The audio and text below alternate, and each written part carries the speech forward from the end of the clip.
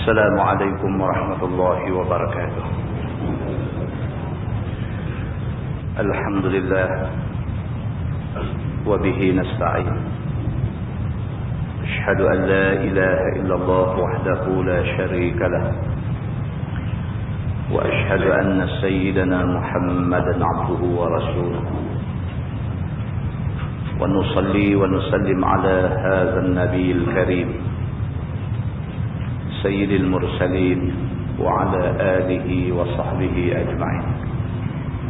أما بعد، أيها المؤمنون اتقوا الله، أوصيكم وإياي بتقوى الله، فقد فاز المتقون.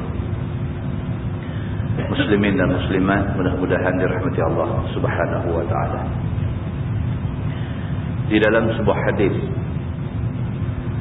riwayat daripada Abi Bakrah Nufay' bin Al-Harith radhiyallahu anhu,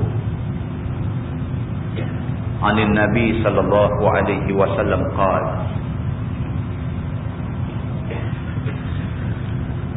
Inna az-zaman qad istadara ka hay'atihi yawma khalaqallahu as-samawati wal ardh. As-sanatu 12 syahra, minha 4 huruf, 3 mutawaliyat, Dzul Qa'dah wa Dzul Hijjah wal Muharram wa Rajab Mudhar alladhi baina Jumadai wa Sya'ban. أي شهر هذا؟ قلنا الله ورسوله أعلم. فسكت حتى ظننا أنه سيسميه بغير اسمه. قال النبي صلى الله عليه وسلم: أليس ذا الحجة؟ قلنا بلى. قال النبي صلى الله عليه وسلم: أي بلد هذا؟ قلنا الله ورسوله أعلم. فسكت حتى ظننا أنه سيسميه بغير اسمه. قال النبي صلى الله عليه وسلم: أليس البلدة الحرام؟ قلنا بلى. قال النبي صلى الله عليه وسلم: فأي يوم هذا؟ قلنا الله ورسوله أعلم. فسكت حتى ظننا أنه سيسميه بغير اسمه. قال النبي صلى الله عليه وسلم: أليس يوم النحر؟ قلنا بلى. قال النبي صلى الله عليه وسلم: فإن دماءكم وأموالكم وأعراضكم عليكم حرام كحرمة يومكم هذا في بلدكم هذا في شهركم هذا. وستلقون ربكم فيسألكم عن أعمالكم. ألا فلا ترجعوا بعدي كفارا يضرب بعضكم رقاب بعض. ألا ليبلغ الشاهد الغائب. فلعل بعض من يبلغه أن يكون أوعى له من بعض من سمعه. ثم قال النبي صلى الله عليه وسلم: ألا هل بلغت؟ ألا هل بلغت؟ قلنا نعم. قال النبي صلى الله عليه وسلم: اللهم اشهد، أو كما قال، متفق عليه. Seorang sahabat Nabi, nama dia Nufay' bin Harith radhiyallahu anhu, ataupun dia lebih dikenal dengan nama Abi Bakrah. Dia menceritakan, kata dia, Nabi SAW bersabda, sabda Nabi, sesungguhnya masa sentiasa berputar sejak daripada hari Allah mencipta langit dan bumi. Macam tu. Nabi kata, Sejak daripada hari Allah jadikan langit, Allah jadikan bumi, maka sejak daripada hari itu masa ni duk berjalan. As-sanatu 12 syahra. Nabi kata dalam setahun 12 bulan. Sejak daripada Allah jadikan langit, Allah jadikan bumi sampai ke hari ini, sampai kiamat. Masa duk berjalan, setahun ada 12 bulan. Begitu. Minha arba'atun hurum. Daripada 12 bulan ni, daripada Muharram sampailah Zulhijjah. Dalam 12 bulan ni, Nabi kata minha arba'atun hurum. Ada 4 bulan. Bulan itu dinamakan bulan-bulan haram ataupun bulan-bulan suci. Salatun mutawaliyat. 3 bulan haram berturut-turut, iaitu Zulqa'dah, Zulhijjah dan Muharram. 3 bulan ni berturut-turut. Zulqa'dah bulan 11, Zulhijjah bulan 12 dan Muharram bulan 1. 3 bulan haram ni Allah letak dia berturut-turut. Wa Rajab Mudhar allazi baina Jumadai wa Sya'ban. Dan satu lagi bulan haram ialah bulan Rajab. Ni bulan kita duk lah ni. Dia dipanggil bulan haram. Yang bulan Rajab ini disebut oleh Nabi dalam hadis ni sebagai Rajab Mudhar. Bulan Rajab Mudhar. Mudhar ni nama satu bani, satu suku Arab. Yang suku ni dia suka bulan Rajab lebih daripada bulan lain. Bagi Bani Mudhar, bagi mereka bulan Rajab ni special sangat. Maka dalam bulan Rajab ni mereka akan buat segala, mereka akan lipat gandakan kebaikan mereka. Sehingga kan Nabi SAW sebut Rajab Mudhar. Kerana nak ambil sempena orang-orang Mudhar ini yang terlampau sangat suka kepada bulan Rajab. Dan jaga baik, ini kalender Islam. Ini takwim, ini kalender Islam. Ramai orang Islam hari ini dia tak tahu kalender Islam. Tuan balik malam ni pegang anak tuan-tuan sekolah menengah seorang, suruh dia bilang bulan-bulan Islam daripada Muharram sampai Zulhijjah. Suruh dia bilang. Dia merapu dana habis semua. Dia start Muharram, lepas tu dia kata qidam baqar, dia duk main lagu tu. Dia ketahuan hak mana bulan, hak mana apa. Punya berjayanya orang Kristian mempopularkan kalender dia. Sehingga kalender Islam ni hilang daripada perkiraan orang Islam. Kita tak sedar ni. Yang ni benda ni dia jadi secara halus. Secara halus. Maka dipendamkan kalender hijrah ini, dia angkat kalender Masihi. Dan kita tanya orang Islam hari ni, kita tanya hari ni apa hari bulan?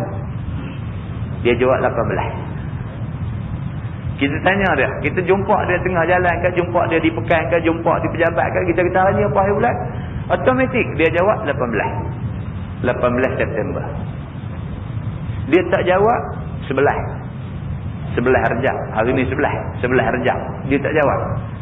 Kepala dia dah set dah kalender Masihi. Dan tak ada dalam kepala dia kalender Islam. Marah, bukan tak marah dekat orang-orang apa nama Masihi, dekat orang-orang Nasara, orang Kristian ni, bukan kita tak marah. Kita marah dekat George Bush ni, kita marah habis. Dekat suku sakat dia. Dalam duk marah tu kita pakai hadiah suku. Demikianlah berjayanya musuh di dalam memprogramkan pemikiran orang Islam hari ini. Begitu. Nabi SAW sebut bulan Rajab ni dengan nama Rajab Mudhar. Kerana suku Mudhar mereka sangat memuliakan bulan Rajab. Bulan Rajab ni Nabi kata allazi baina Jumadai wa Sya'ban. Bulan Rajab ni dia duduk di antara Jamadil Awal, Jamadil Akhir dan juga Sya'ban. Jamadil Awal, lepas tu Jamadil Akhir, lepas tu Rajab, lepas tu Sya'ban.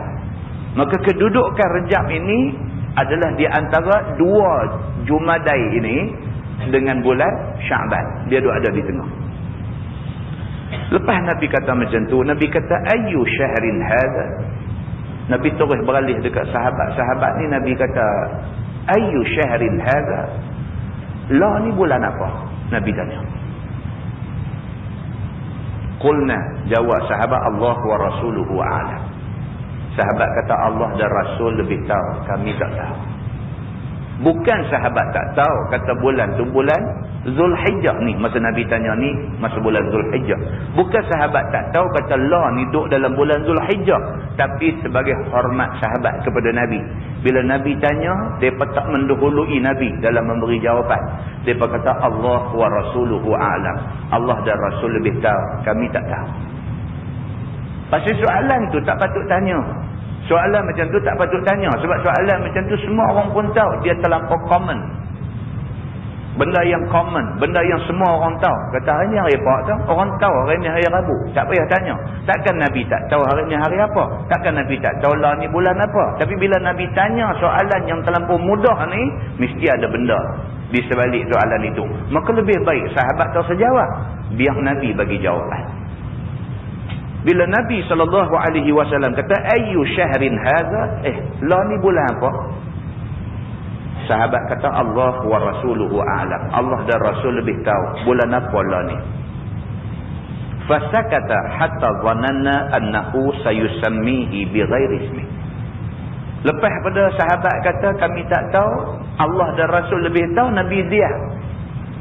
Fasakata, Nabi diam, Nabi senyap. Hatta dhananna annahu sayusammihi bighairi ismi. Sehingga kan kami duk sangka Nabi diam tu kerana Nabi duk fikir nak buh nama lain pada bulan tu. Nabi senyap lepas dia tanya lah ni bulan apa? Sahabat kata tak tahu. Allah dan Rasul yang lebih tahu. Lepas tu Nabi senyap. Nabi senyap ni menyebabkan sahabat duk sangka kok Nabi duk fikir nak buh nama lain bagi bulan tu. Qala Nabi sallallahu alaihi wasallam, tiba-tiba Nabi kata, alaysa Zulhijjah? Nabi kata, bukankah bulan ni bulan Zulhijjah? Qulna bala. Barulah sahabat kata, betul, memanglah bulan Zulhijjah. Kemudian Nabi sallallahu alaihi wasallam tanya, ayyu baladin hadha? Nabi kata, ni kita duduk di negeri mana? Nampak? Soalan yang tak patut tanya. Nabi tanya soalan tu dekat sahabat dia.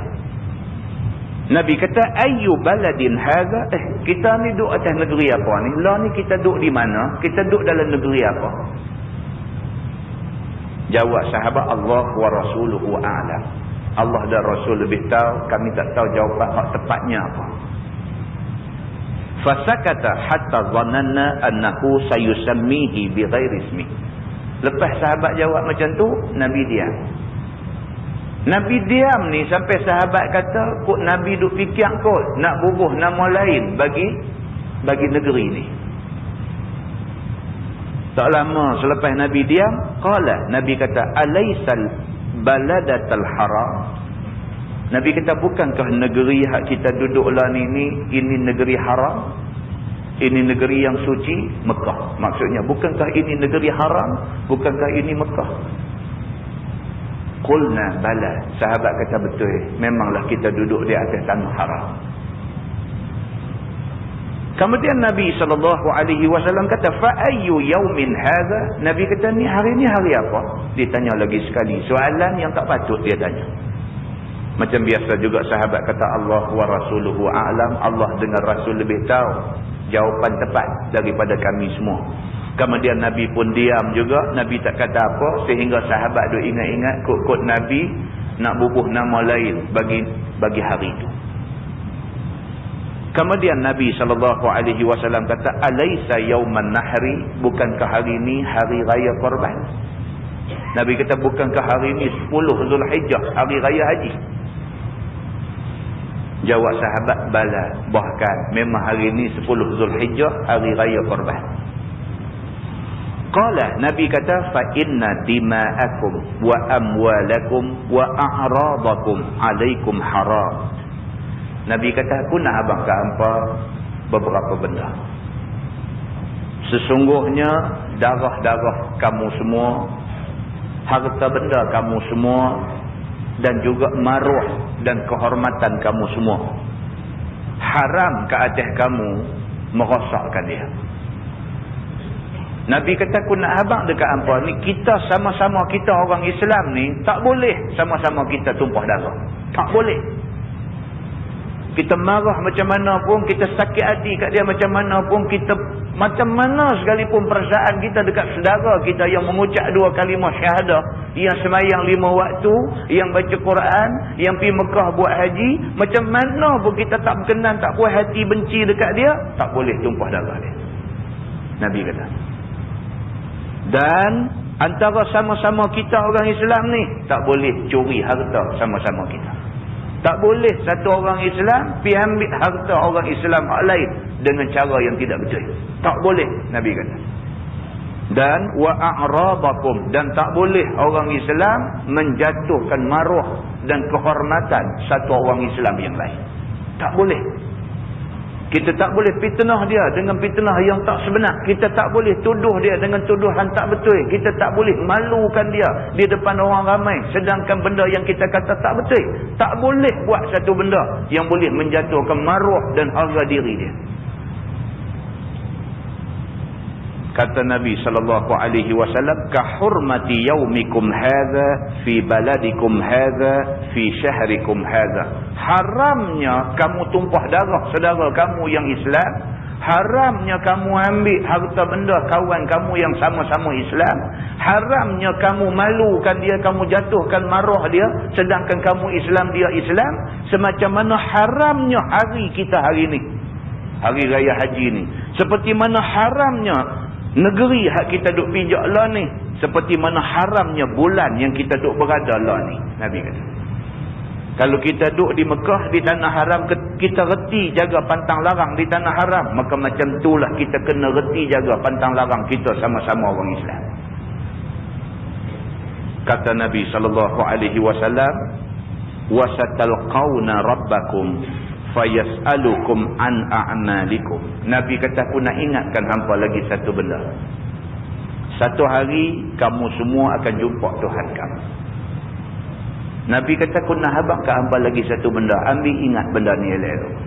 Nama kata manusia, nama kata makhluk Allah, satu hari dia akan mati, dia akan jumpa Allah.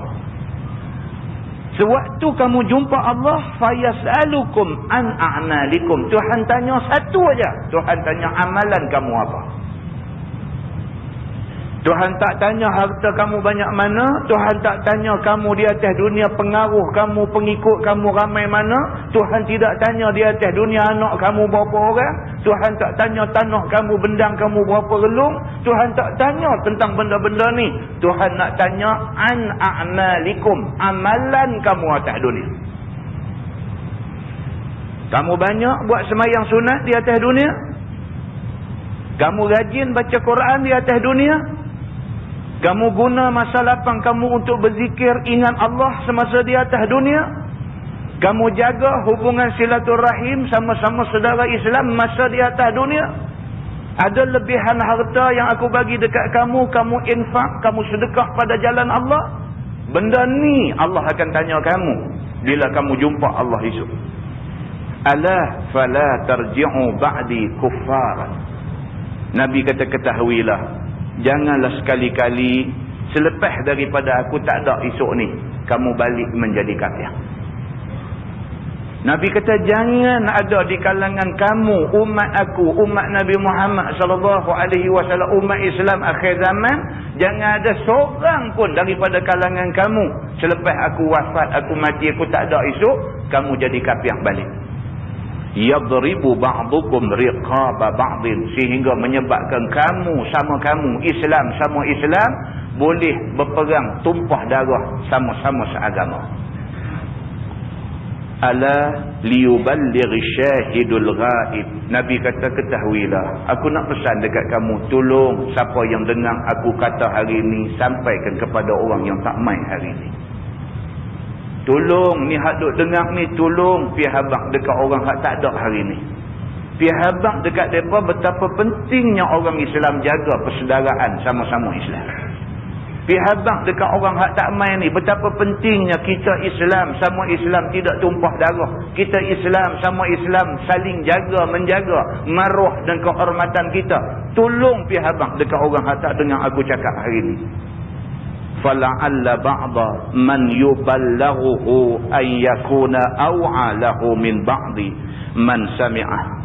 Nabi kata, mudah-mudahan orang yang disampaikan berita ini lebih faham daripada orang yang dengar di depan aku ni.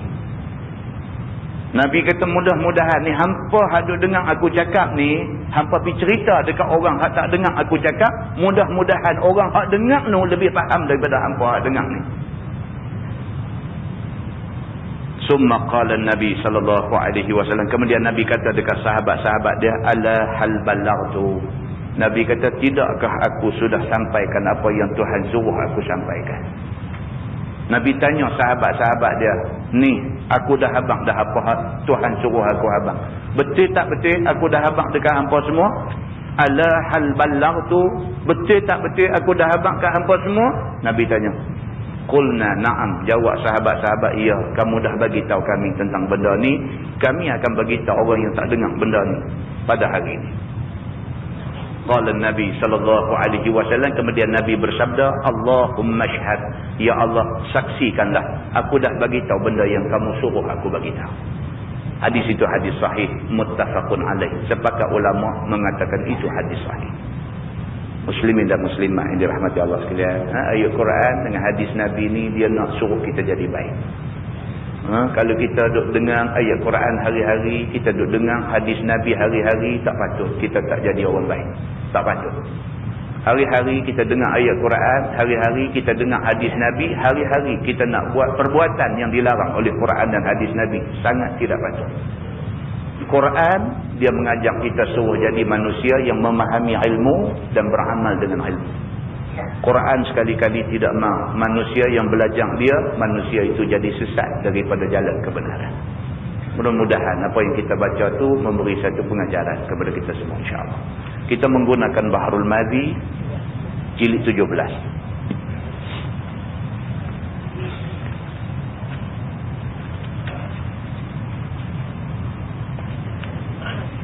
Muka surat 86. Muka surat 86, bab ma jaa fi shalah ala nabi sallallahu alaihi wasallam. Iaitu bab yang datang pada menyatakan hadis yang membicarakan selawat ke atas Nabi sallallahu alaihi wasallam. Malam ni dia nak tengok satu tajuk ringan. Tajuk yang ringan iaitu tajuk kita orang Islam disuruh kita ni memperbanyakkan selawat pada Nabi. Tuan-tuan, tanda kita sayang Nabi apa dia? Di antaranya selawat Nabi. Tanda kita sayang Nabi. Dan tanda kita sayang Nabi apa dia? Kita cuba sedaya upaya buat sunnah Nabi. Kita tahu Nabi suka apa, kita cuba buat apa yang Nabi suka. Supaya kita jadi orang yang suka apa yang Nabi buat. Bermakna kita suka Nabi. Itu tanda kita sayang Nabi sallallahu alaihi wasallam. Ketahuilah saudaraku, selawat Nabi itu ialah mendoakan ke atas Nabi. Yang kata selawat ni mendoakan ke atas Nabi. Maka doanya itu ada banyak macam yang telah dikumpulkan oleh ulama daripada Nabi sallallahu alaihi wasallam di dalam beberapa kitab orang-orang yang dahulu dan orang-orang sekarang. Dia ada banyak cara kita nak doa ke Nabi. Maka selawat Nabi itu satu amal yang besar faedah bagi orang yang mengamalkan dengan sentiasanya. Orang yang mulutnya sentiasa duk sebut Allahumma salli ala Muhammad. Orang yang macam ni besar faedah akan dapat ke dia. Kan? Mulut sentiasa sebut Allahumma salli ala Muhammad wa ala ali Muhammad. Ataupun bila dia dengar orang sebut Nabi Muhammad sallallahu alaihi wasallam, dia sebut sallallahu alaihi wasallam. Itu selawat kepada Nabi. Kata dia kerana beberapa banyak kelebihan disebutkan dalam beberapa banyak hadis Nabi sallallahu alaihi wasallam. Ada banyaklah kelebihan yang disebut dalam hadis. Satu daripadanya ialah hadis yang dikeluarkan oleh Imam At-Tirmizi.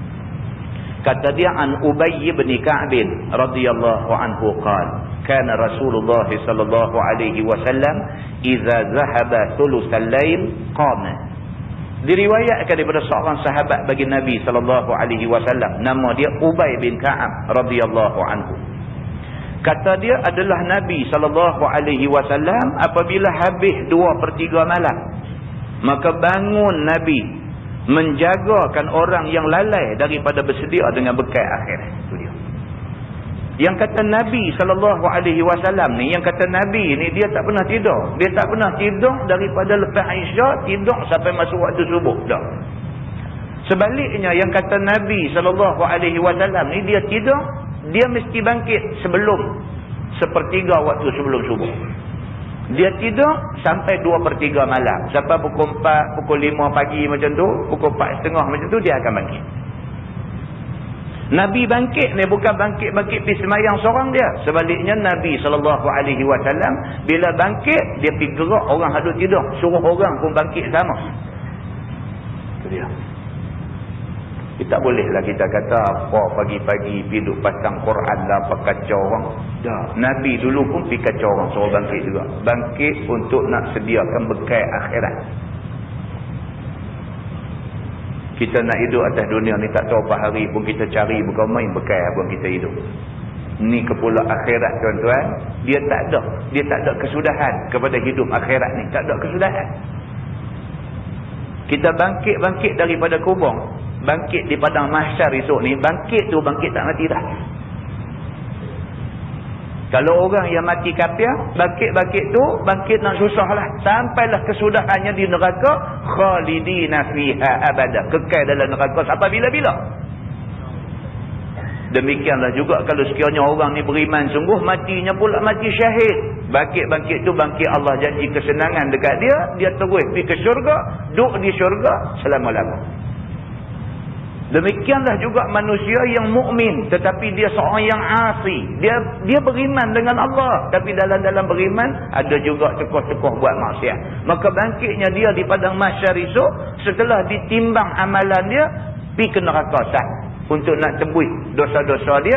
Habis dosa dia ditebus, dia masuk syurga. Maka dia kekal di syurga selama-lamanya. Dia 3 golongan je. Esok ni 3 golongan je. Wa imma dia ni masuk syurga daripada awal sampai ke sudah. Ataupun dia ni masuk neraka pada awal sampai ke sudah. Ataupun dia masuk neraka untuk nak tebus dosa-dosa dia. Bila dosa habis ditebus, dia ke syurga sampai ke sudah. 3 golongan je. Muslimin dan muslimat yang dirahmati Allah sekalian. Maka hadis ni diriwayatkan daripada Ubay bin Ka'ab. Dia kata Nabi SAW dia tidur sampai 2/3 malam. Lepas 2/3 Nabi bangkit. Nabi bangkit tu, Nabi menjagakan. Yakni Nabi pergi gerak orang-orang yang masih duduk tidur, yang lalai daripada nak menyediakan bekal akhirat. Kata dia, faqala ya ayyuhan nas uzkurullah ja'atir rajifah tatba'uha ar-radifah. Ja'al maut bima fihi, ja'al maut bima fihi. Maka sabda Nabi SAW, wahai manusia, ingatlah sekalian kamu kepada Allah. Ingatlah sekalian kamu kepada Allah. Nabi bangkit pukul 4 pagi, pukul 4:30 pagi. Mula sekali dalam hadis lain cerita, mula sekali Nabi pergi gerak anak dia, Fatimah.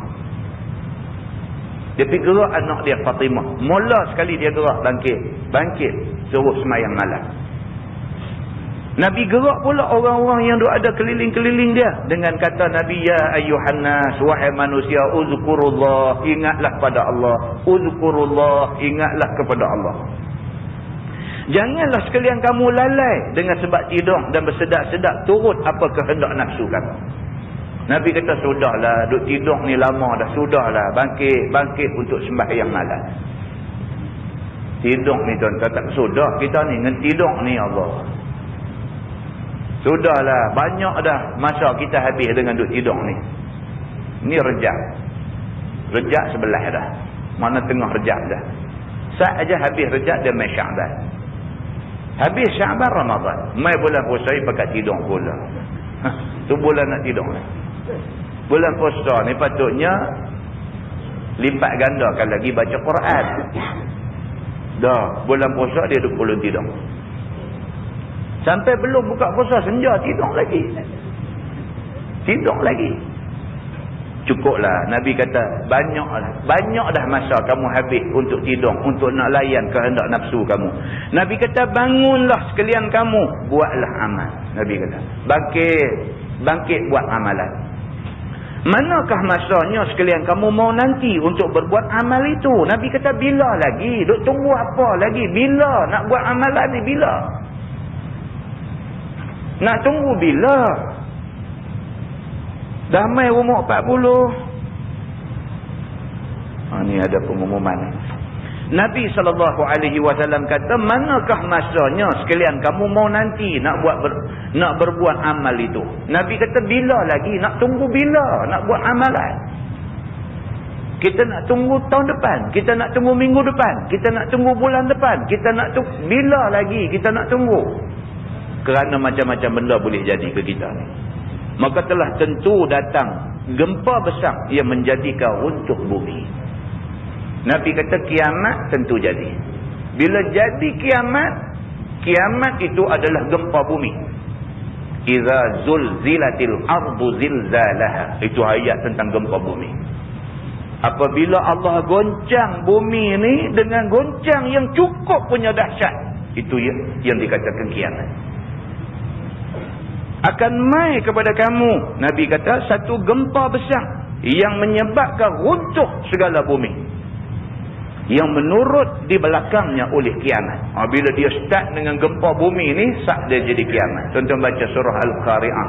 Mal Qari'ah wa ma adraka mal Qari'ah. Yawma yakunun nasu kal farashil mabsus. Wa takunul jibalu kal 'ainil manfush. Bila jadi hari kiamat ni, Al-Qari'ah ni, Mal Qari'ah, apa dia yang kata Al-Qari'ah ni? Tuhan cerita tentang kiamat. Manusia masa tu jadi macam kelkatu yang bertebak. Manusia jadi cempera habis. Wa takunul jibalu kal 'ainil manfush. Bukit bukau gunung ganang hak besar ni dia berterbangan di atas awan ni, nampak berterbangan di atas angin ni, macam mana terbangnya kabu-kabu ni. Muslimin dan muslimat yang dirahmati Allah sekalian, panjang umur kita jumpa. Panjang umur kita akan menyaksikan yang kata kiamat ni dengan mata kita sendiri. Nabi SAW kata jangan tunggu sampai jadi kiamat, masa tu baru nak cari pancok nak ambil ayat semayang, tak mahu. Dan kiamat alam ialah berlakunya hari kiamat. Kiamat manusia ialah kematian. Jangan tunggu sampai mati. Dia dah lorak sampai nak ambil ayat semayang pun nak kena orang mai tolong juris kat kita. Sampai masa tu baru nak semayang dan sebagainya. Tak sempurna dah ibadat kita. Boleh buat tapi tak sempurna dah. Nak rokok pun sakit pinggang, sampai nak sujud pun tak boleh. Masa tu baru teringat nak buat ibadat. Tak sempurna dah. Boleh buat tapi kita tak puas hati. Kita tengok mata kita orang lain rokok nampak sempurna, tamam rokoknya, sujud nampak sempurna sujud dia. Kita rokok sikit sakit. Masa tu baru nak buat ibadat, kita sendiri tak dapat kepuasan hati dalam buat ibadat. Yakni dia kata bila berlaku kiamat, runtuh langit dan pecah belah matahari dan bulan dan bumi. Itu dia. Bila kata kiamat ni pecah belah habis semua, bulan, bukit, bukau, gunung apa semua habis, punah ranah, musnah kerana janji Allah Subhanahu wa taala. Maka telah tetap datang maut dengan barang yang di dalamnya. Bila berlaku macam tu, manusia hari itu tak ada seorang yang boleh lepas daripada maut, daripada kematian. Dan mati ni pula bukan kata main mati-mati. Mati dan segala benda yang ada bersama dengannya. Dia kata, apa dia? Maka telah tetaplah datang maut dengan barang yang di dalamnya daripada azab kubur. Bila mati, jumpa benda ni. Azab kubur yang kita duk dengar dalam hadis Nabi duk sebut dahsyat macam tu, macam ni dan sebagainya, orang mati jumpa dah. Contoh adik-beradik kita orang dah mati. Adik-beradik kita, pokok penakan kita, nulapis tuk wan kita naik ke atas ni, berapa ramai dah mati. Jiran tetangga orang kampung kita, kawan kenalan kita, berapa ramai dah mati. Hak mana mati ni jumpa belakang dah. Hak mana mati jumpa belakang dah. Masuk jumpa, dia kata muka nakil tu rupa macam mana, dia main macam mana, kegeronan dia macam mana, tongkat yang kata ada di tangan dia nak buat balon orang yang engkar tak boleh jawab soalan ni macam mana, semua mereka jumpa dah. Yang kata bumi ni Allah boleh, bumi yang tempat dia dikebumikan tu, tanah tu boleh luas seluas mata memandang ni macam mana, dan bumi tu boleh jadi sempit sampai berselisih tulang rusuk macam mana, orang hak mati jumpa dah. Bila mati, maka jumpa benda-benda ni. Azab kubur. Dia kata, yang kedua, jumpa soal munkar dan nakir. Dan bangkit hidup semula, berimpun di padang mahsyar. Dan berjemuk di dalam orang ramai dan orang banyak di sana. Dan hisab, dan mizan, dan sebagainya. Jumpa belakang. Bila mati aja tuan-tuan, kubur ni, Nabi kata, innal qabra awwalu manazilil akhirah. Sesungguhnya kubur adalah rumah yang mula-mula bagi akhir. Yang kata alam akhirat tu bermula dengan kubur. Masuk kubur tu dia bukan dunia dah. Dia dah mula alam barzah. Dia dah masuk ke dalam alam barzah. Di situlah bermulanya alam akhirat bagi manusia. Dia kata bila didengar oleh sahabat-sahabat Nabi SAW akan sabda Nabi yang demikian itu, lalu berkata seorang daripada sahabat Nabi yang bernama Ubay bin Ka'ab ini. Qala Ubay, qultu ya Rasulullah, inni akthiru salata alaik, fakam aj'alu laka min salati. Maka kata Ubay kepada Nabi, bila aku dengar sabda Nabi SAW yang demikian itu, lalu berkata aku bagi Nabi, ya Rasulullah, bahawasanya hamba suka memperbanyakkan berdoa atasmu. Ubay bin Ka'ab ni bila dengar Nabi cerita, kata bangkitlah, semayanglah waktu malam, buatlah bekal akhirat untuk menghadapi akhirat, untuk menghadapi hari mati kamu. Kerana mati ni kok mana pun mai ke manusia. Kita ingat balik kita baca bulan lepas. Bila dijadikan seorang manusia, dirusuknya Tuhan jadikan apa? 99 punca kematian. Tuhan buat kita ni bersama dengan jadi kita ni ada 99 jalan boleh mati. Boleh mati aksiden, boleh mati kerana kena bunuh dengan orang, boleh mati kerana sakit, boleh mati kena racun, boleh mati macam-macam jalan boleh nak jadi mati ni. 99 jalan kematian. Kalau terlepas, kita baca bulan lepas, kalau terlepas 99 jalan kematian ni kita terlepas semua, Nabi kata kok mana pun dia akan sangkut hak pengambil, iaitu tua. Tua tak boleh lari. Kok mana pun kita akan tua. Selepas daripada tua adalah hari mati. Muslimin dan muslimat yang dirahmati Allah sekalian. Bila Nabi pesan suruh bangkit semayang malam dan sebagainya, Ubay bin Ka'ab kata ke Nabi. Ubay kata, ya Rasulullah, dia kata orang macam aku ni macam mana? Aku ni memperbanyakkan doa untuk kamu. Maksudnya aku ni banyak berselawat pada kamu. Macam mana dengan aku ni? Berapa banyak masa yang patut hamba jadikan bagi Tuhan hamba daripada doa hamba itu? Dia kata berapa yang elok ni? Nak selawat kepada kamu ni, yang paling eloknya dalam sehari berapa kali? Itu maksudnya. Aku suka berselawat kepada kamu ya Rasulullah, tapi berapa kali yang elok untuk aku selawat dekat kamu tiap-tiap hari? Faqala ma syi'ta. Bila didengar Nabi tanya Ubay bin Ka'ab itu, lalu dijawab Nabi dengan sabdanya, seberapa yang kamu suka. Nabi kata selawat ni bukan wajib. Kamu nak berselawat berapa kali pun terpulang dekat kamu. Suka hati kamu lah berapa kamu nak buat. Maka ikut turut redha kamu dan suka hati kamu dan sedap beramal kamu dan mengambil bekal daripada segala kebajikan pada diri kamu. Nabi kata terpulang kat kamu. Allah kata it's up to you. Kan? Lekulah ni kata it's up to you. Nak 33 kali ke, nak 99 kali ke, nak 1999 kali ke, ikut selesa kamu. Lagi banyak kamu boleh buat, lagi baik untuk kamu. Bukan untuk siapa-siapa, untuk kamu. Kata dia, qala qultu ar-rubu' qala ma syi'ta fa in zi'ta fa huwa khairul lak. Kata Ubay, telah berkata aku kepada Nabi, ya Rasulullah, hamba jadikan serubuk masa untuk mengucap selawat ke atas Tuhan hamba. Dia kata boleh tak boleh?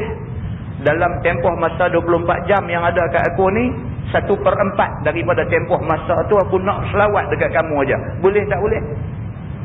Maka jawab Nabi, ikut suka kamu dan ikut redha kamu. Maka jika sekiranya kamu lebihkan daripada itu, maka itu lebih baik bagi kamu. Dia kata kalau 1/4 daripada masa ada kat dia ni, dia guna untuk selawat ke Nabi. Boleh tak boleh? Nabi kata ikut suka. Lagi banyak, lagi baik. Nabi kata kat dia. Qultu an-nis qala ma syi'ta fa in zitta fa huwa khairul lak. Qala qultu fathulusain qala ma syi'ta fa in zitta fa huwa khairul lak. Qultu aj'alu laka salati kullaha. Maka kataku, Ubay kata lagi, hamba jadikan ya Rasulullah selawat hamba itu 1/2 daripada masa hamba. Setengah daripada masa saya nak selawat aja dekat kamu ya Rasulullah. Nabi kata, sebarang yang engkau suka dan ikut kehendakmu. Maka jika sekiranya engkau lebihkan daripada itu, maka itu lebih baik daripada bagi kamu. Nabi kata. Kalau nak setengah daripada masa selawat ke Nabi pun tak apa. Lagi banyak lagi baik. Nabi kata. Maka kata Ubay lagi, hamba jadikan 2/3 daripada waktu untuk berselawat kepada kamu. Jawab Nabi, ikut suka kamu. Sebanyak mana engkau nak mengucap selawat, maka buatlah.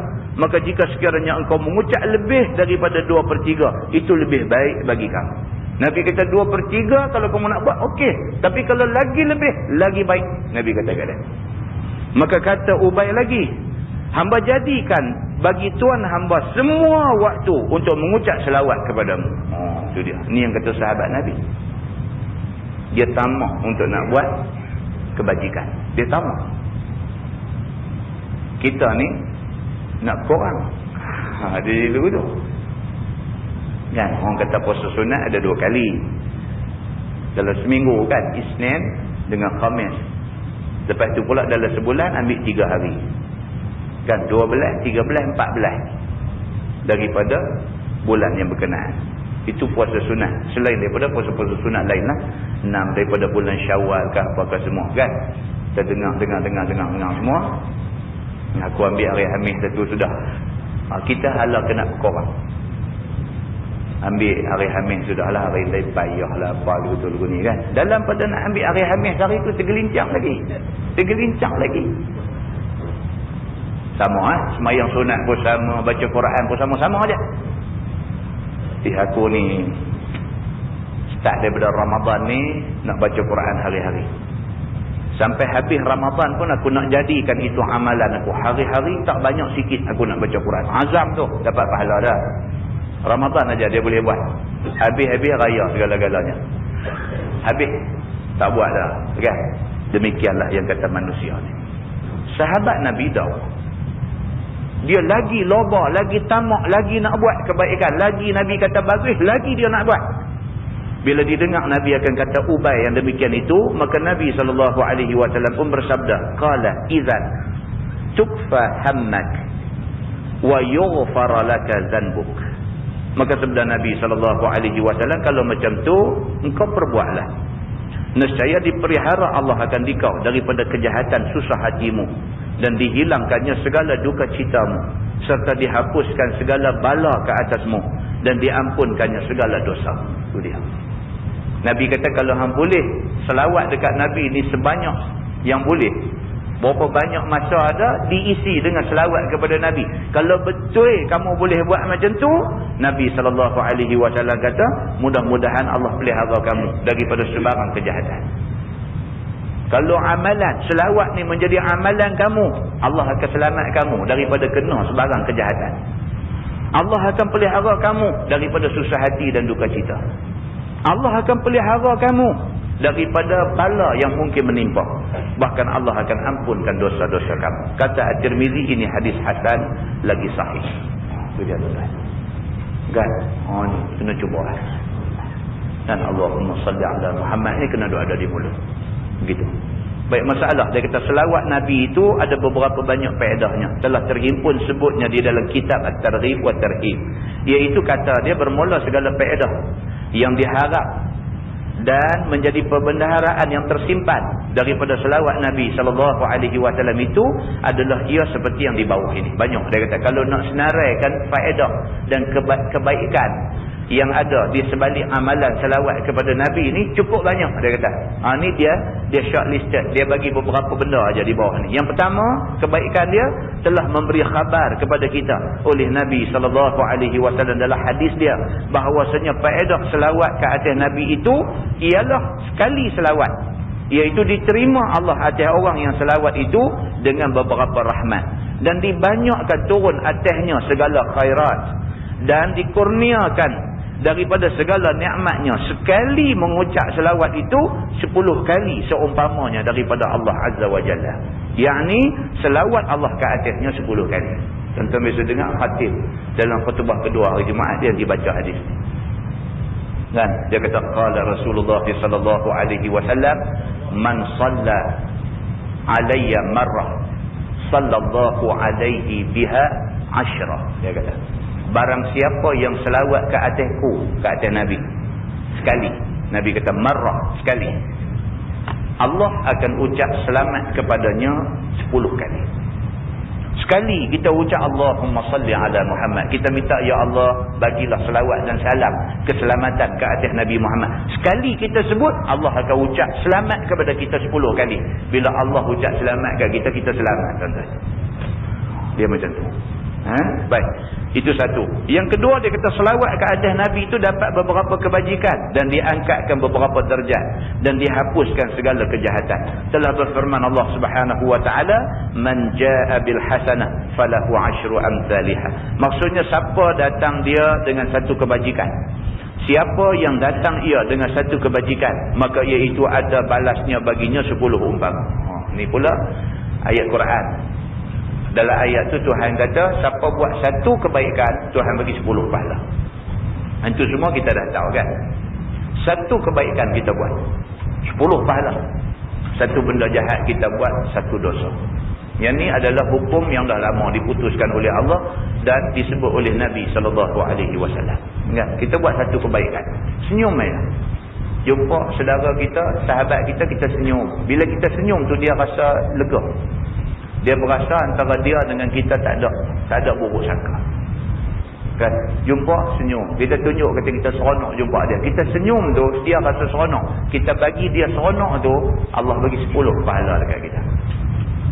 Apatah lagi kita tolong dia dengan macam-macam bentuk pertolongan. Lebih-lebih lagi Allah akan bagi dekat kita kebaikan. Begitu. Selawat begitu. Yang ketiga, jika orang yang selawat ke atas Rasulullah sallallahu alaihi wasallam 100 kali, nescaya mencapai ia akan syahadah, akan bukti iman yang secukupnya, dan mencapai ia akan kebenaran orang-orang saleh, dan tetap hatinya atas masa kehendaknya berbahagia dunia dan akhirat, dan disukakan dia dengan kebaikan dan berkemenangan di dalam hayatnya, dan ditulis Allah antara dua matanya kelepasan daripada munafik dan daripada api neraka. Itu yang kedua. Yang kedua, dia kata barang siapa yang selawat ke atas Nabi 100 kali, sehari 100 kali dia selawat. Ini pun diambil daripada hadis Nabi. Siapa yang selawat dekat Nabi sehari 100 kali, Allah Subhanahu wa taala akan jadikan itu bukti keimanan dia. Dia tuan-tuan. Tak boleh buat. Jangan kata, kita jangan tahu, boleh buat. Berapa hari nak buat? Kadang-kadang benda agama suruh buat ni nampak senang, tapi kita tak boleh istiqamah. Tu aja masalah kita. Malam ni dengar, malam ni buat. Malam ni kita dengar, malam ni balik sekali lagi nak hidung, sementara nak lelak mata tu Allahumma salli ala Muhammad wa ala ali Muhammad. Duk tarik biji tasbih satu genap 100.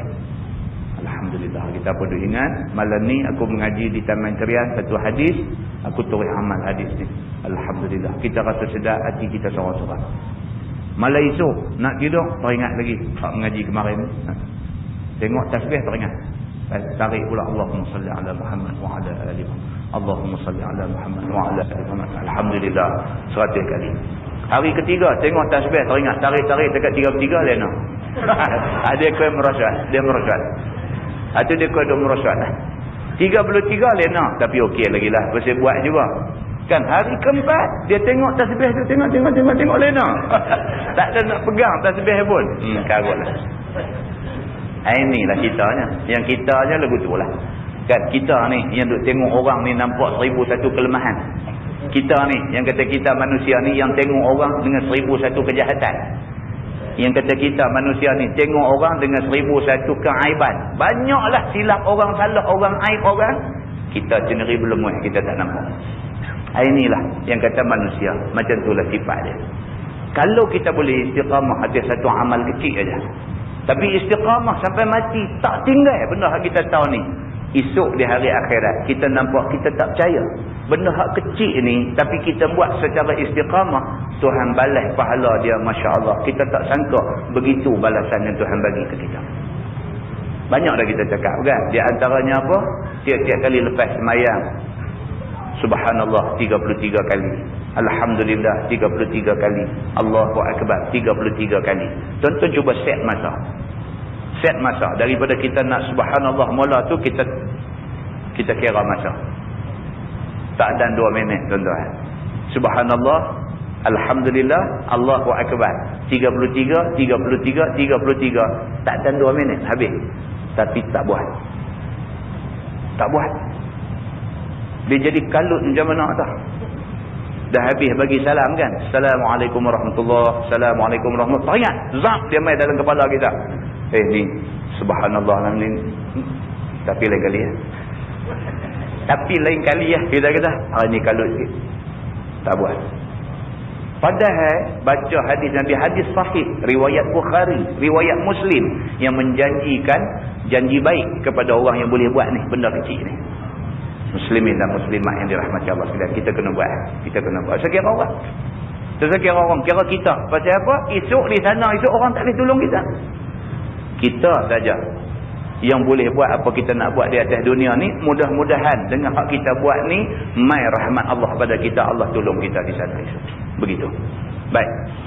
Yang keempat, dia kata orang yang meninggalkan selawat ke atas Nabi SAW ialah orang yang sangat rugi. Dia kata itu dia. Orang yang tak berselawat kepada Nabi ni manusia sangat rugi. Dan orang yang menyesal kemudian hari. Dia kata esok cukup menyesal. Cukup menyesal kerana tidak selawat kepada Nabi, cukup menyesal esok ni.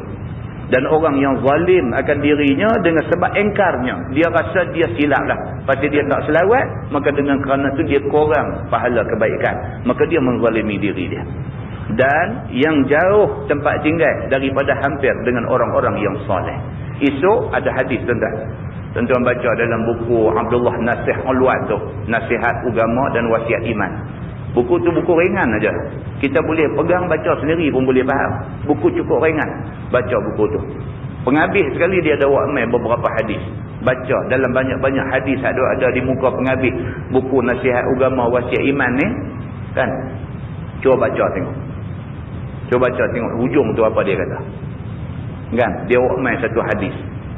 Hadis yang menyebutkan tentang orang-orang yang di hari akhirat esok nampak sekumpulan orang baik-baik duduk dekat dengan telaga Nabi SAW. Dia cuba nak mendekati telaga tempat Nabi duduk dengan sahabat-sahabat, dengan golongan syuhada, dengan golongan salihin, dengan golongan sadiqin dan sebagainya. Dia cuba nak dekat dengan kelompok yang Nabi duduk ni. Tiba-tiba dia dihalau daripada mendekati golongan itu. Tuan-tuan bayangkan kita atas dunia. Kita nak pergi satu tempat Nabi maka kenuri. Pergi orang tak bagi kita masuk. Dia kata ni kena panggil ke tak? Dia kata lagu tu. Dia kata banyak tu cukup lah tuan-tuan. Kita tak boleh makan lah. Tak boleh makan lah. Dia kata ni siapa dia ni? Siapa panggil? Dia tanya kita. Dia tuan rumah. Dia tanya kita siapa panggil ni? Allah. Kan? Tak makan memang tak makan dah. Muka kita ni dia jadi kembang, dia jadi meri, dia jadi awak dia ni buat lagu ni kat aku ni. Aku pun bukan kebolong dengan kenuri dia mula. Nur kepala dah jadi tak betul dah. Pasal apa? Pasal kita dimalui di depan orang kenuri. Di depan orang ramai di rumah kenuri. Kita kena malu di dalam dunia ni di depan orang yang tak berapa ramai di rumah kenuri tu pun kita malu sangat dah. Tuan-tuan boleh bayang kita dimalukan di tanah itu. Kita nampak Nabi duduk dengan golongan syuhada, Nabi duduk dengan golongan salihin, Nabi duduk dengan golongan siddiqin.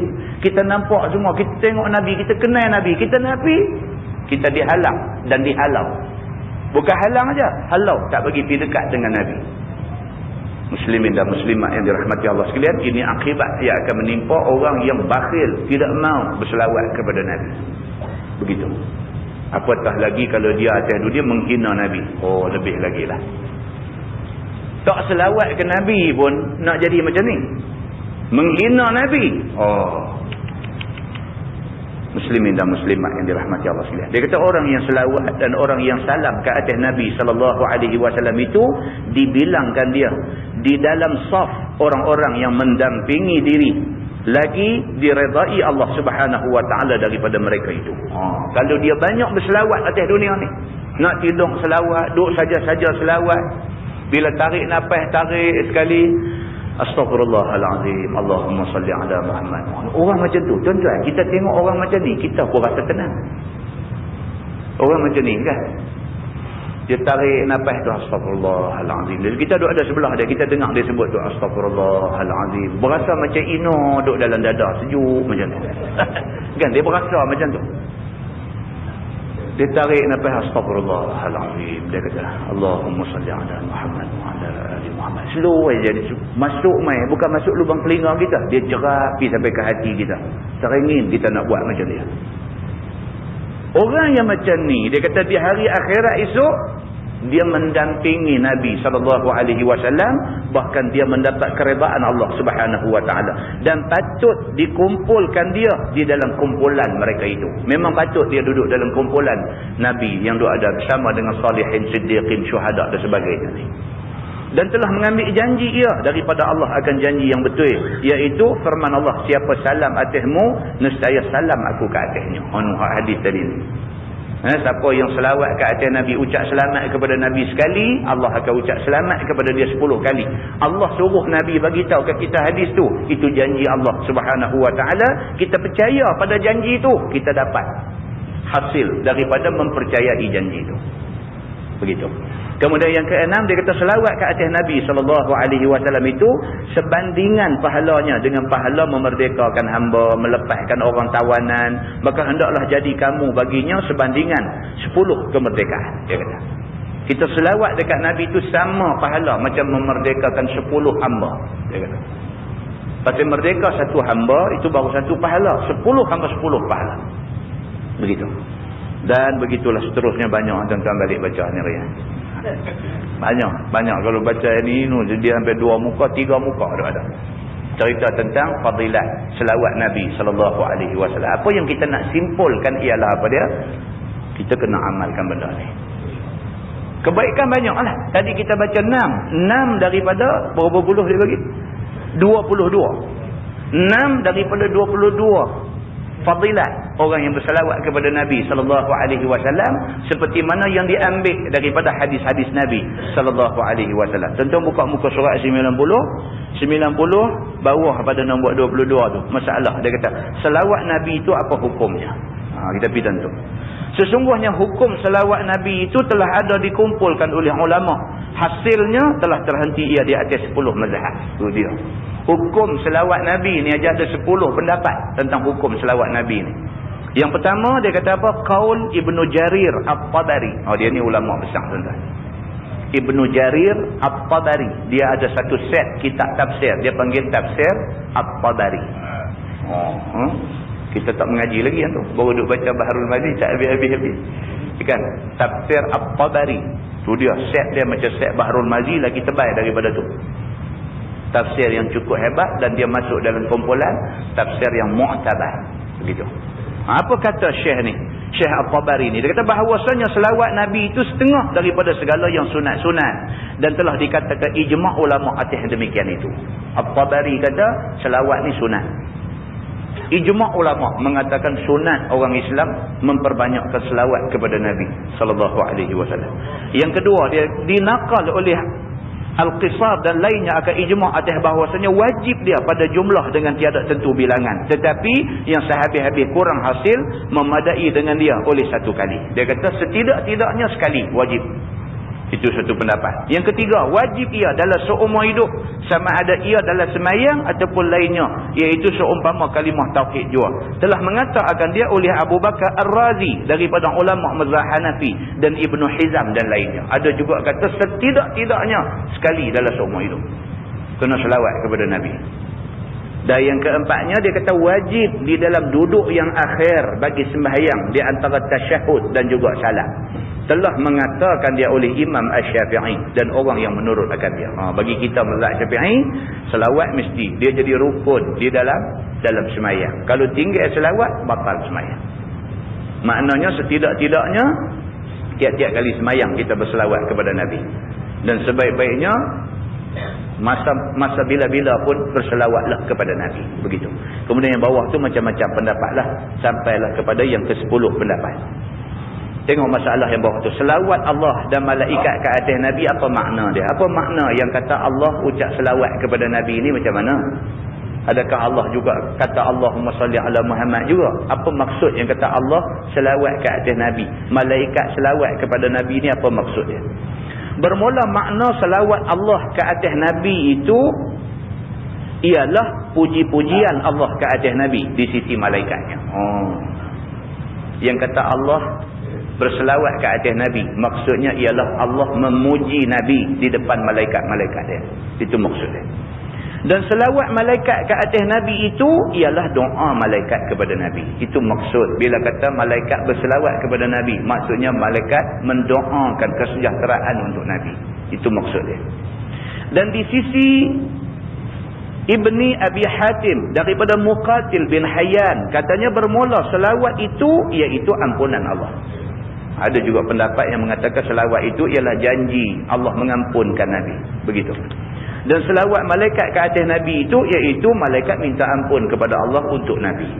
Itu satu pendapat. Dan daripada Ibni Abbas radhiyallahu anhuma bahawasanya makna selawat Tuhan itu ialah rahmat Tuhan. Dan selawat malaikat itu ialah minta ampun malaikat kepada Tuhan untuk Nabi sallallahu alaihi wasallam. Dan seterusnya itu dia bawa pendapat-pendapat yang berbagai-bagai. Tuan-tuan buka muka surat sebelah 92. Muka surat 92. Bab ma jaa fi tarki zinatid dunya, iaitu bab yang datang pada menyatakan meninggalkan perhiasan dunia. Ini satu bab kecil. Dia kata, ketahuilah saudaraku, telah lalu dalam juzuk yang ke-16 kitab Bahrul Mazi ini masalah dunia dan kejinya dunia ini dan pengenalannya dan lainnya. Maka telah maklum dikatakan perhiasan dunia iaitu perhiasan hidup di atas dunia daripada harta benda, anak isteri dan lainnya. Ini dia panggil zina. Zina maksudnya perhiasan. Dalam dunia ni apa yang menjadi perhiasan dunia? Satu, anak isteri lah. Perhiasan. Kita hidup atas dunia tak ada isteri, tak ada perhiasan kan? Kita hidup atas dunia tak ada anak, kuranglah serinya kita ni. Kita hidup atas dunia ni tak ada harta, kuranglah serinya kita di atas dunia ni. Jadi anak, isteri, harta benda ni semua adalah zina, adalah perhiasan di atas dunia. Maka mengambil perhiasan dunia kerana bersenang lenang dan bersedak-sedak badan dan bersedak hati di dalam dunia ini dikeji oleh syarak akan dia.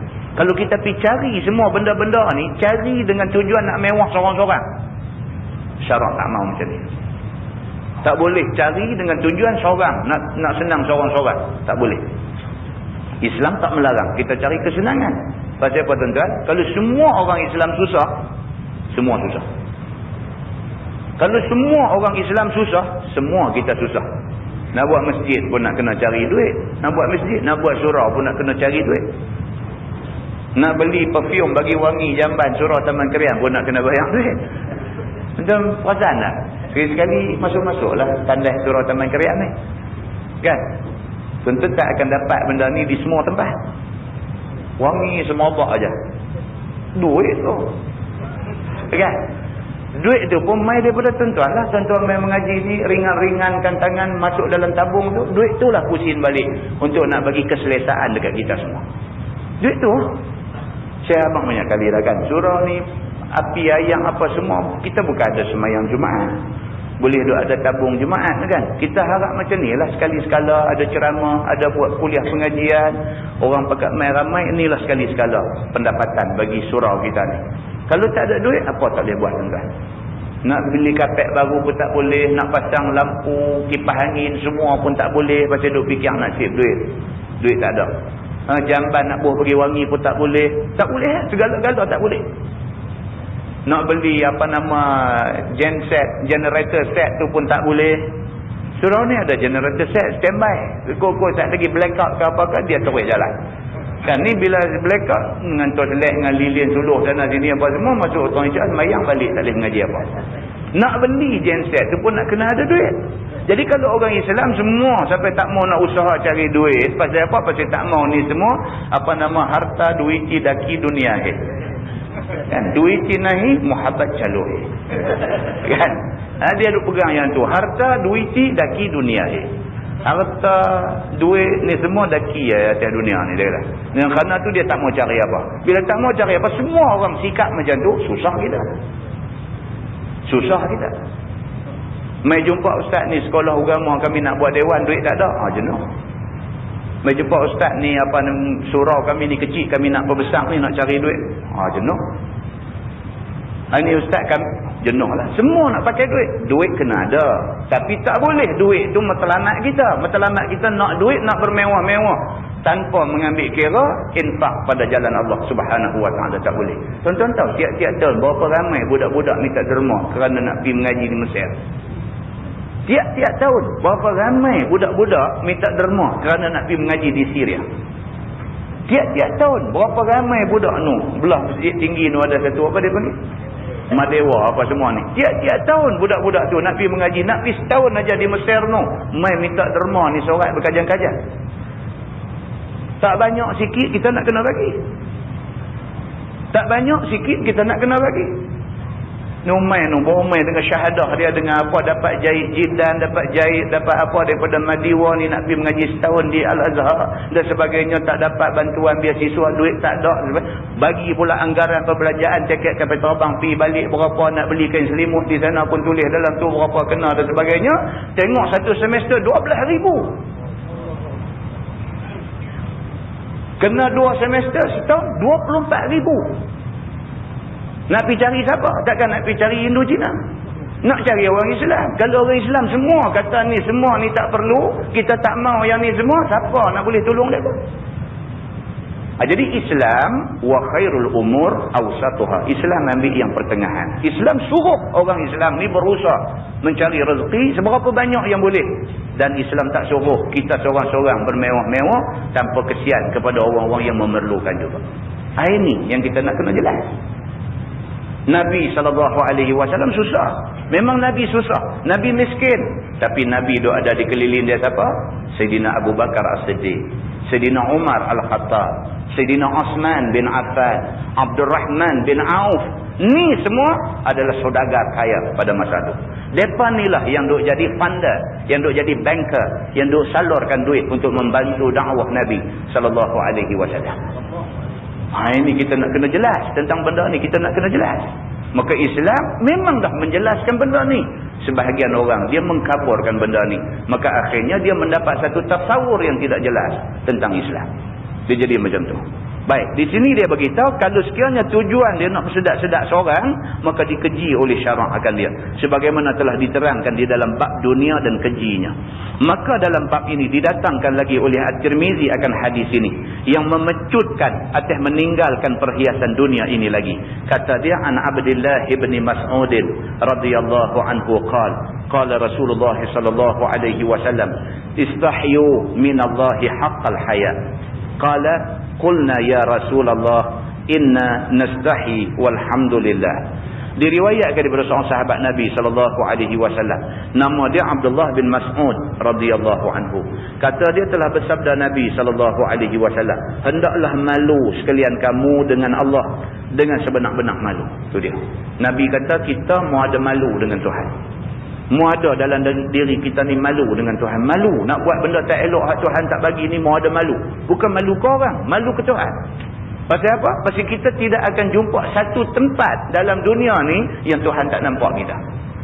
Maknanya kita duduk tang mana pun, duduk di bumi mana pun, duduk ceruk mana pun, Allah nampak kita. Oleh kerana Allah nampak kita, jangan kita duduk buat satu benda yang Tuhan tak bagi. Malu ke Tuhan.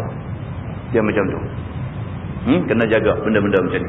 Kata Ibnu Mas'ud, bila kami dengar sabda Nabi SAW yang demikian, maka kami pun jawab, kata kami, ya Rasulullah, sesungguhnya kami malu sebenar-benar malu kepada Allah. Alhamdulillah. Sekalian hamba dikurniakan Tuhan malu akan dia. Ibnu Mas'ud, dia bila dengar Nabi kata macam tu, dia kata Alhamdulillah lah. Pasal apa? Pasal kami ni memang duk malu dah. Dia kata, kami ni memang duk malu dah. Alhamdulillah, kami memang malu. Dia kata macam tu. Rupanya jawab mereka yang demikian itu tak bertentang dengan kehendak Nabi sallallahu alaihi wasallam. Oh, malu ni pun banyak tafsiran. Dan ada orang kata, jom lah malam ni ada mengaji di surau, jom kita pergi. Dia kata, aku malu. Malu tak kenal lah lagu tu. Terus dia kata, tak apalah pergi lah. Jom lah hang ni, tiap-tiap kali aku ajak, jom pergi dulu. Tapi aku tak nampak muka hang. Jom pergi sekali dengan aku hari ni. Tak apa pergi aku, abang cakap aku malu. Lah. Jadi tu malu pasal apa? Tak boleh malu. Weh, bab ni mana boleh malu? Nak pergi mengaji, malu apa? Malu lah aku malu. Dia pun tak tahu nak abang malu apa. Tapi dia tak mau main. La ilaha illallah. Ada orang macam tu. Dia malu tak bertempat. Nah, aku malu. Aku segan tak apa ambil. Tak. Abang main betul-betul. Yang malu ni malu apa? Abang main betul-betul aku nak dengar. Dia kata aku segan. Aku tak pernah pergi. Dia kata. Oh, tu punca dia. Kan daripada surau tu ada tentu. Daripada kecil dulu sampai lah jadi besar. Aku tak pernah pergi. Dia kata tahu malam ni aku nak pergi. Aku segan. Tak kenal lah. Malu macam tu tak kenal lah. Kan pi malam ni lebih baik daripada pi malam esok. Sebab hari ni dah awal sehari pada esok. Lagi cepat kita buat benda baik, lagi baik. Tak perlu dimalukan. Kalau kita tak pi hari ni, nanti nak pi esok, nanti nak pi minggu depan, itu yang patut kita malu. Dan tu kita kena pi. Tak apa, lepas-lepas sudah pi, malu apa hari. Kan? Ini Nabi SAW bila dengar Ibnu Mas'ud kata macam tu, tak macam yang Nabi mau. Nabi kata, maka dia kata perasaan mereka itu, mereka tu duk ingat kot kehendak Nabi akan mereka itu. Mereka duk sangka aku hal lagu mereka malu tu lah Nabi mau. Tak, Nabi mau malu macam lain, bukan macam yang mereka ni faham. Begitu. Maka biarlah malu sebagai malu yang maklum cara tabi'i. Bila didengar oleh Nabi SAW jawab mereka tidak bertentang dengan maksudnya, maka Nabi pun lagi bersabda. Kata Nabi, laisa dhak walakin al-istihya min Allahi haqqal haya an tahfadha ar-ra'sa wa ma wa'a wal batna wa ma hawa wal tadhkuril maut wal bila wa man arada al-akhirah taraka zinatad dunya. Maksud dia sabda Nabi SAW bukannya seperti yang kamu i'tiqadkan itu malu sebenar-benar malu daripada Allah. Tetapi malu daripada Allah sebenar-benar malu itu ialah bahawa engkau pelihara kepala, yakni pelihara pikiranmu itu sebaik-baiknya. Biarlah sentiasa ia fikir dan ingat akan Tuhan pada sekalian yang kamu perbuat. Itu dia. Yang kata malu tu pelihara semua benda yang ada di kepala. Pelihara mata daripada tengok benda tak elok. Pelihara telinga daripada dengar benda-benda tak elok. Pelihara lidah daripada bercakap benda-benda tak elok. Itu maksud malu. Jaga kepala kamu dan semua benda yang ada di kepala daripada buat benda yang tak elok. Kerana Tuhan itu sentiasa ia melihat apa kerja kamu. Maka ingat-ingat kamu pada masa kamu buat satu-satu benda. Jika sekiranya baik dan diizin Allah, maka buat. Dan jika ditegah Allah, maka jauhkan. Ni otak hak Tuhan bagi, akal hak Tuhan bagi dalam kepala kita ni guna. Bila nak buat satu benda, fikir habis-habis dulu. Baik ke tak baik benda ni? Elok tak elok benda ni? Kalau sekiranya kata tak elok, tak usah buat. Tak usah buat. Pasal apa? Pasal kalau kita buat, kita yang akan menanggung akibat dia. Tak usah buat. Dan pelihara barang yang melengkapi kepala itu daripada mata dan telinga dan mulut dan lidah dan juga perciumannya, sebagaimana memelihara fikir kamu juga. Dan bahawa kamu pelihara perut dan barang yang meliputinya daripada faraj dan kaki dan tangan, sebagaimana memelihara kepala dalam mengerjakan apa yang disuruh Allah dan menjauhkan apa yang ditegah Allah. Itu dia. Pelihara benda-benda ni semua, jangan buat benda-benda tak elok ni. Itu maksud malu. Tuhan bagi akal, suruh kita guna akal jalan kebaikan. Kita pergi guna akal untuk nak fikir nak buat jahat ke orang. Tu fikir macam mana lagi nak buat ni, nak bagi jahanam bang dia ni. Kepala dia guna untuk nak fikir benda macam tu. Mulut gunalah untuk baca Quran. Tak, dia guna mulut duduk tabung fitnah nak pelingkup satu orang yang dia tak suka. Allah bagi mata, gunalah mata ni melihat apa yang Tuhan buat ni supaya benda tu membawa iktibar dan membawa kesedaran pada dia. Dia guna mata pergi tengok benda yang diharamkan oleh Allah. Ini tak kena, dia kata. Sabda Nabi SAW lagi yang bermaksud, dan hendaklah ingat akan mati dan hancur luluh tubuh di badan. Tubuh badannya. Ingat satu hari kita mati. Satu hari mati. Mati, tak sahlah kita ni kaya macam mana, hancur luluh tubuh kita bila masuk dalam bumi. Kerana tiada yang dibawa mati lain daripada amal baik ataupun amal jahat. Tuan ingat balik hadis yang popular tu apa dia? Bila mati seseorang anak Adam, inqata'a amaluh, putus semua amalan dia melainkan 3. Salah satu pada 3 tu apa dia? Amalan dia. Kalau dia ada buat amal sedekah jariah, maka amal tu akan membawa kebaikan kepada dia. Begitu. Maka jika baik, kamu dapat balas baik. Dan jika jahat, kamu dapat balas azab. Oleh itu banyak ingat mati dan ingat kepada kubur, supaya boleh berpaling kamu kepada amal yang baik. Dan siapa berkehendak ia akan akhirat, nescaya tinggalkan dia akan perhiasan dunia. Kerana perhiasan dunia itu memberi gendala bagi mengadakan bekal akhirat. Betapa tidak?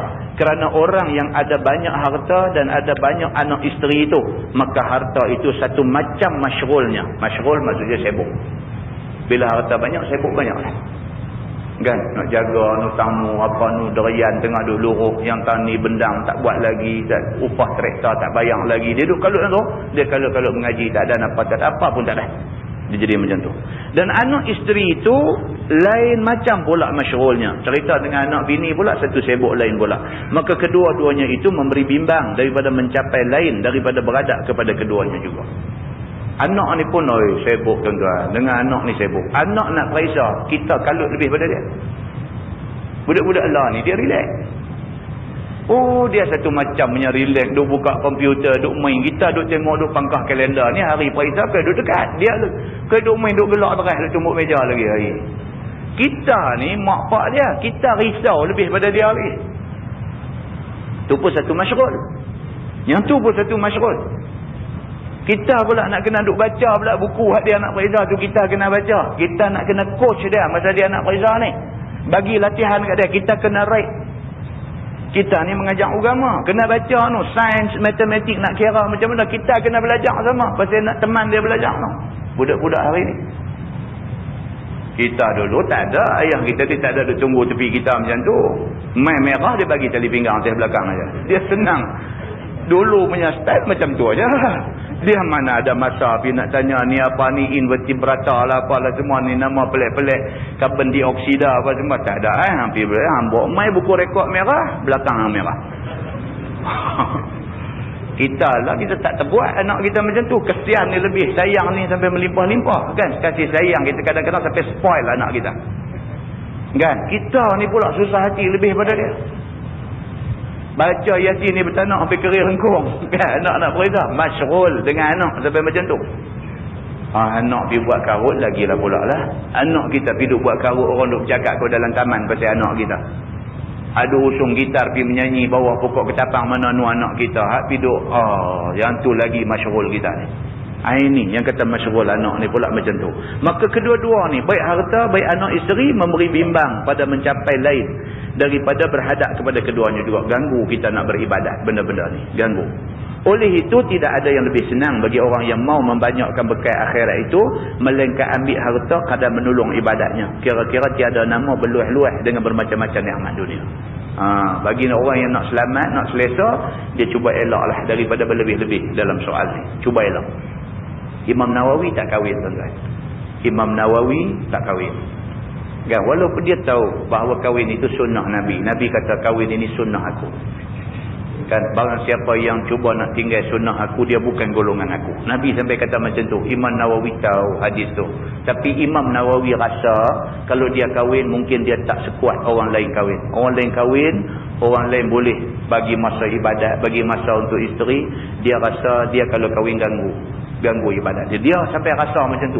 Punya tingginya makam dia ni. Sampai dia buat keputusan dia tak mau kahwin lah. Dia nak tumpu kepada agama. Dia tulis kitab bukan sikit tuan-tuan. Sampailah kita tak terbaca kitab dia punya banyak yang dia tulis lagi. Kerana apa? Kerana dia melihat sebar ilmu ni sunnah yang lebih besar daripada sunnah dia pergi kahwin ni. Dia buat ijtihad yang macam tu. Maka dia buat keputusan begitu. Begitu. Baik. Dan mengambil anak isteri kadar yang menolong bagi ibadat jua. Anak-anak isteri ni pun kita kena pandai kelola depa ni. Dia kata.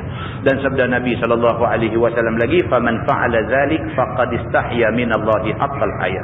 Maka siapa yang memperbuat ia yang demikian itu, yang ni buat seperti yang disabdakan oleh Nabi SAW macam yang di atas tadi, maka sebenarnya lah ia malu daripada Allah, sebenar-benar malu. Ni orang malu sebenar, dia kata. Maka jika tidak memperbuat yang dipesan oleh Nabi SAW itu, maka tidaklah benar malu itu, malu akan Allah sebenar-benar malu. Itu maksud malu dalam agama. Wallahu a'lam. Lepas ni kita masuk bab majaa man dana nafsah. Itu bab yang datang pada menyatakan orang yang mengira dirinya sebelum mati. Sebelum mati dia dana nafsah, maknanya dia hasaba nafsah, dia menghisap diri dia. Dia tiap malam sebelum tidur hisap balik. Sehari hari ni apa aku buat? Fikir balik, nampak satu je nampak cantik ni. Main mengaji aja satu. Daripada pagi tadi sampai maghrib tak ada apa nampak. Lepas maghrib ni mengaji, ni satu aku buat. Kita kena, esok kena lebih sikit lagi. Lepas sembahyang subuh baca Quran, tambah satu lagi. Itu yang dikatakan mandana nafsah, orang yang menghisap diri dia. Wallahu a'lam. Islam melarang keras umat dia mengata atau membuat fitnah. Tetapi di sana ada perkara-perkara yang dibolehkan ataupun diharuskan. Minta penjelasan dan minta huraian. Yang ni kita dah baca dah. Tuan-tuan boleh tengok di dalam hadis-hadis yang membicarakan tentang al-ghibah. Al-ghibah. Ghibah ni makna dia mengumpat lah. Kan? Jadi mengumpat ni boleh ke tak boleh? Dia ada perbahasan panjang di sana, yang perbahasan itu bukan perbahasan orang biasa, tetapi perbahasan ulama-ulama besar, termasuk Imam Nawawi yang kita sebut tadi. Jadi perincian dia cukup detail di sana. Kita kena baca dan kita akan faham di sana. Pada dasarnya tak boleh kita mengumpat, mengata, mencaci, memaki hamun dan sebagainya, tak boleh. Tapi kalau sekiranya kata itu dengan tujuan untuk menegur satu kesilapan dan dengan menjaga batasan yang ditentukan oleh agama, maka menegur itu adalah wajib. Menegur adalah wajib. Jangan teguran itu disertai dengan yang bukan-bukan. Kita ni bila dah start, kita nak telajak sikit. Telajak tu yang nak buat rosak kita. Kita nak tegur satu benda yang wajar ditegur. Kita tak sukalah kita duduk dalam sebuah negara yang menghalalkan arak misalnya. Kita tegur benda tu, tapi jangan lebih-lebih. Kita habang kata arak ni haram. Sumber pendapatan daripada arak tak boleh digunakan untuk apa tujuan sekalipun. Bahkan sebagai sebuah negara yang mengaku sebuah negara Islam, tidak boleh ada kelang arak. Kita kata macam tu. Cukuplah tu tuan-tuan, orang faham dah. Orang faham dah. Takat tu kita kata orang dengar, orang faham dah. Memang betul ya. Apa yang kita kata berteraskan Quran dan hadis Nabi. Lepas tu kita pergi randuk sikit lagi. Kita randuk, kita kata nak haram macam mana, mereka pun duk langgar arak. Jadi tak apa cantik balik. Pasal apa? Pasal kita pun tak pernah tengok dengan mata kita yang kata dia duk langgar arak. Kalau betul ya sekalipun, Allah dengan dia yang menyelesaikan benda tu. Jadi kita tembak rambang dalam keadaan kita tak tahu siapa itu, satu benda yang menyalahi adab. Ini agama tuan-tuan. Kadang-kadang agama dia punya kupasan dia, ada orang boleh dengar, ada orang dia tak boleh dengar. Tapi itulah kupasan agama. Tuan-tuan, kalau kita betul-betul kita tunduk kepada agama, kita bercakap yang agama. Agama dia kata qulil haq walau kana murran. Cakap benar walaupun kebenaran ini pahit. Tapi dalam nak bercakap benar itu, jaga adab dia. Jaga adab dia. Jangan sampai kita melanggar adab. Kerana langgar adab, jadi salah ke kita pula. Jadi ini benda-benda yang mesti kita faham. Dan bab ni tuan-tuan boleh baca dengan detail di dalam banyak kitab yang mengupaskan tentang ghibah ini. Dalam tafsir kepada surah Al-Humazah pun ada bincang tentang benda ni. Wailul likulli humazatin lumazah tu. Neraka wail bagi orang-orang yang mengamalkan benda-benda yang macam ni. Baca huraian dia macam mana. Supaya kita apabila kita buat satu-satu benda, kita di atas landasan agama. Dan kita tidak mendedahkan diri kita kepada bahaya dimurkai Allah Subhanahu wa taala. Dalam Quran Allah laknat orang-orang yang buat benda-benda yang salah ni. La'anallahu akilar riba misalnya. Ayat Quran. Dia kata Allah melaknat orang-orang yang makan riba. Itu kasar tu bunyi itu. Allah melaknat orang yang makan riba. Umumlah. Siapa juga yang makan riba, sama ada dia orang Islam ataupun orang yang menunjukkan minat kepada Islam tapi terlibat dengan riba, sama kena laknat. Sama aja. Siapa pun menerima ayat yang sama dan hadis Nabi yang sama, dan benda tu menegur orang yang buat benda-benda yang macam tu, tak kira dia siapa. Ini Islam. Jadi Islam berdiri di atas kebenaran. Kebenaran mesti ditelan walaupun rasa pahit. Jadi ini tuan-tuan, tolong kita jaga diri kita, jangan sampai diri kita cedera kerana kita nak buat benda baik. Kita nak buat benda baik, tiba-tiba benda baik yang kita buat itu mencederakan kita kerana kita tersalah adab. Nah, mudah-mudahan Allah pelihara kita daripada terlibat dengan benda-benda macam ni. Dia kata, saya melalui sebuah kampung X. Ada kampung X? Kampung Diu ada dekat ni. Saya terbaca sepotong ayat yang ditulis, hidup kami bertuah kerana-Mu. Kami bersandarkan harapan hanya pada-Mu. Saya rasa ayat-ayat ini bahaya kepada akidah. Soalan, bagaimanakah akidah sekiranya mereka merasakan hidup mereka dijamin oleh manusia? Hidup kami bertuah kerana-Mu. Kerana-Mu ni kerana manusia lah kot. Kami bersandar harapan hanya kepada-Mu. Kami harapkan hang seorang ya. Hang lah segala-galanya bagi kami. Kalau baik hang baik kami macam tu, tak boleh lah. Tak boleh lah. Kita bersandar segala-galanya hanya kepada Allah. Kita tak boleh sandar ke manusia. Sebab manusia ni dia tak betul selama-lama. Kecuali Nabi SAW. Dia maksum. Lain daripada Nabi, manusia. La yakhlu minal khata' wan nisyan. Dia tak sunyi daripada kadang-kadang tersilap, kadang-kadang terlupa. Jadi kita nak letak terus 100% bagi kat dia tanpa reserve, tak boleh. Kita kena ada reserve dengan manusia ni. Selagi mana dia betul, kita ikut dia. Dia tak betul, kita tak boleh ikut dia. Sayyidina Abu Bakar As-Siddiq, apabila dia ambil alih khalifah daripada Nabi SAW, Abu Bakar kata apa? Kalau sekiranya aku taat, maka taatlah kepada aku. Kalau sekiranya aku buat tak betul, faqawwimuni, maka perbetulkan aku. Itu manusia. Abu Bakar, itu Sayyidina Abu Bakar As-Siddiq. Sayyidina Abu Bakar As-Siddiq bukan bandingan lah dengan siapa pun juga yang ada hari ni. Sayyidina Abu Bakar As-Siddiq pun berlapik. Satu orang manusia yang Nabi SAW kata, kalau amal dia diletak pada sebelah penimbang, amal seluruh penduduk dunia letak di sebelah yang satu lagi, Nabi kata berat amalan Sayyidina Abu Bakar As-Siddiq. Cukup hebat. Sayyidina Abu Bakar As-Siddiq yang cukup hebat ni, apa dia kata? Dia kata, kalau aku betul masa aku memerintah negeri ni, sokong aku. Tapi kalau aku tak betul, betul aku. Taat kepada aku selagi mana aku taat Allah dan Rasul. Dan tidak ada ketaatan kepada aku apabila aku dilihat menyalahi Allah dan Rasul. Itu dia. Benda-benda macam ni, bila kita baca, kita ambil faham dengan faham ilmu, dia menyentuh dia. Cukup menyentuh. Jadi kita kena ambil ingatlah. Yang betul ialah Quran dan hadis Nabi. Yang tu aja. Yang betul ialah Allah dan Rasul. Yang tu aja. Lain daripada tu, kemungkinan ada buat silap. Sama ada sengaja, tidak sengaja, kemungkinan ada buat silap. Ketaatan kepada manusia adalah ketaatan yang bersyarat. Selagi mana dia taat Allah dan Rasul, maka selagi itu kita wajib taat kepada dia. Tapi apabila dia hilang ketaatan kepada Allah dan Rasul, dia menentang Allah dan Rasul, dia menghina Allah dan Rasul, tidak ada ketaatan kita bagi dia. Benar ni jelas.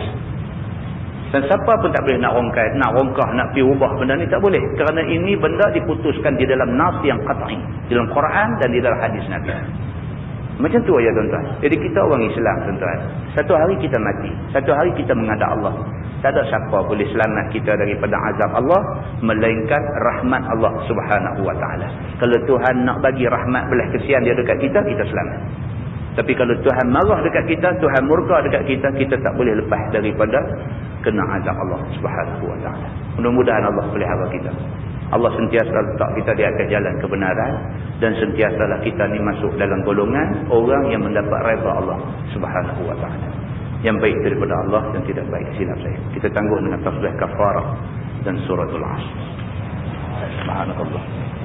Asyhadu an Bismillahirrahmanirrahim.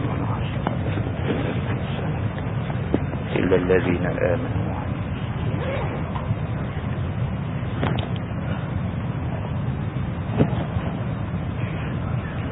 اللهم صل على محمد في الأولين والآخرين وسلم رضي الله تبارك وتعالى عن سادتنا أصحاب سيدنا رسول الله أجمعين. بسم الله الرحمن الرحيم. الحمد لله رب العالمين حمدا يوافي نعمه ويكافئ مزيده.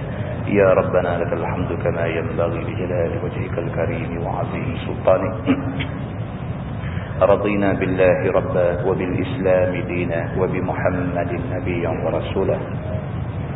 اللهم افتح علينا فتوح العارفين وارزقنا فهم النبيين بجاه خاتم المرسلين. اللهم فقهنا في الدين وعلمنا التأويل واهدنا صراطك المستقيم. اللهم أرنا الحق حقا وارزقنا اتباعه وأرنا الباطل باطلا وارزقنا اجتنابه.